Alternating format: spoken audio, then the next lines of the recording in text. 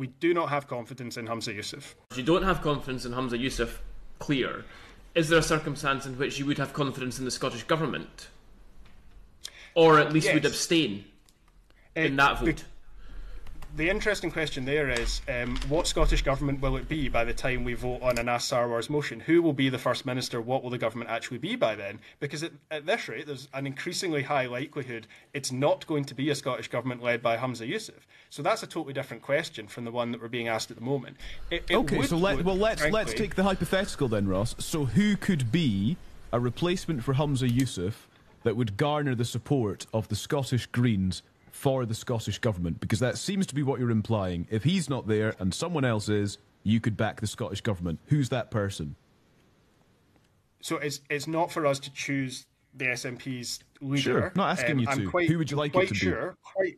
I'm quite sure that they're having those conversations. I've got to be honest, there's a much, much longer list of people who would have every right to be First Minister and that we are not going to be necessarily working closely with, but we would respect. I think it's obvious to folk who we would have a problem with.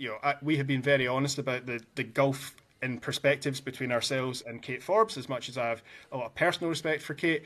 There are plenty of other folk in that party who they could put up to be First Minister. I don't want to get into the situation of saying, here's a list of the people that we would vote for and here's a list of the people we wouldn't, because as much as I don't feel like they've respected our party's processes very much recently, I do have some respect for theirs, and I don't want it to look like we are trying to exact a price here. That's absolutely not what we're doing. We're not part of the government. It's up to the government now to make a decision collectively, the rest of them, about whether they want to be led by Humza Yousaf, who we don't have confidence in, and who it looks like Parliament's not going to have confidence in.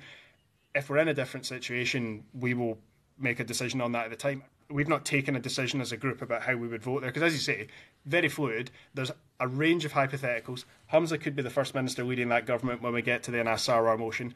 A whole bunch of other people could, frankly, by the time we get to that point. So we've not taken a decision on that precisely because you say it is a different question. We don't have confidence in Humza Yousaf as First Minister. That's a different question to confidence in the Scottish Government, especially because what Labour seem to be indicating here, you could take the somewhat cheeky point of view and say, well, Labour have never tabled this before, so obviously they had confidence in the Scottish Government when the Greens were in it. But Anas Sarwar has obviously lost confidence the moment that Patrick and Lorna were out the door. But really, what he's trying to do is cast a verdict on the last 2.5 years. We are proud of the last 2.5 years. So if what the Scottish Labour Party are trying to do is say that the Scottish Government has failed over the last 2.5 years, we would obviously disagree with that. We are proud of what the government has actually delivered. That's why we are unhappy with the ending of the agreement that was delivering all that.